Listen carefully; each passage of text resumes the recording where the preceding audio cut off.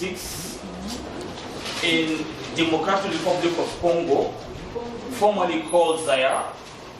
All right, there is a river. There is a river in a village, called Ebola. All right, called Ebola River in that country, and that's where the first case was detected in 1976. So it's not something that is new. It was there before, all right, but now it has resurfaced. So it's usually acute, that is, it occurs suddenly, mostly fatal disease, causes blood vessel obstruction, systemic manifestations include all organs affectation and failure, and it is actually acquired, all right, from primates, who are going to see as time goes by. The reservoir for this infection is largely unknown. That is the most difficult part of Ebola. Had it been we know the reservoir where the infection is acquired from, we'll try as much as possible to avoid. But suggestions have come up to say possibly fruit bats and monkeys are actually the sole carriers of this disease. All right? The transmission is by direct contact, blood secretions of infected persons, possible airborne, all right, but that's not in human. That is for Reston primate family. They actually discovered that it can be airborne. In human, it has been discovered that you cannot breathe it, into your system and it becomes airborne. It has to be direct contact. Okay? Onset of illness is usually abrupt. The incubation period is between 2 to 21 days. What is incubation period, if I may ask? Incubation period. Sorry? Artificial hatching of eggs. All right, that's very good. I'm sure you are doing a lot of biology.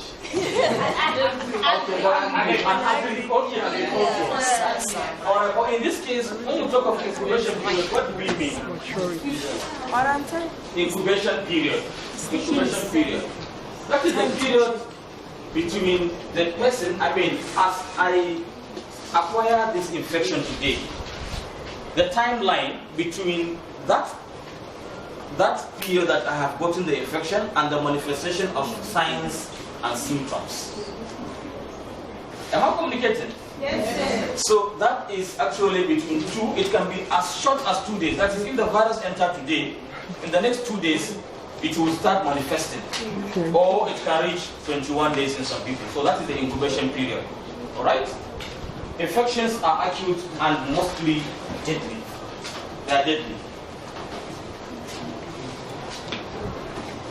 The link between human infection by the Ebola virus and their proximity, this is just the geography. Outbreaks occur in countries that house 80% of the world's remaining wild gorilla and chimpanzee population. That's why they call it African disease. We have a lot of monkeys, a lot of gorilla and chimpanzees. All right. So that's why, because of that, they are saying most likely we acquired that infection from these animals. Clinical observation, as I said, that's the incubation period from 2 to 21 days. And there are signs and symptoms. They divided them into stages. Stage 1 is not very specific. All right? Person may have extreme weakness. Person will have diarrhea, nausea, anorexia, vomiting, abdominal pain, arthralgia. All right? Myalgia. Forget about all these big words. All right? You'll get to know them. Arthralgia. Algia means pain in science. All right? Myalgia, that is the muscle. Arthralgia, that is the bone. All right? Bone pain, muscle pain, and the likes. All right? If the person reaches stage 2, that is deadly. That includes hemorrhage. What is hemorrhage? Loss of blood. What's hemorrhage? Loss of blood. Loss of blood. Bleeding. Very good. Neuropsychiatric abnormalities. Anuria. Alright? Person will go, he will not be able to pass urine because of the kidneys that are affected. Hiccups. It actually multi-systemic. It can damage any system. The liver, the kidney, gastrointestinal, everywhere. The brain, it can affect anywhere. So that's why it's actually very, very deadly. Alright. That's the way the virus is. That's the taxonomy. You have learned about taxonomy. Very good. So that's the virus. And among the taxonomy, this is the most deadly. Alright? That is the filoviruses. Most mysterious virus group. Pathogenesis is poorly understood. Alright? This is what we have all been saying. The natural reservoir is largely unknown. That's the most difficult part of it. Alright? I'm not going to bother you with all this again. The pathogenesis.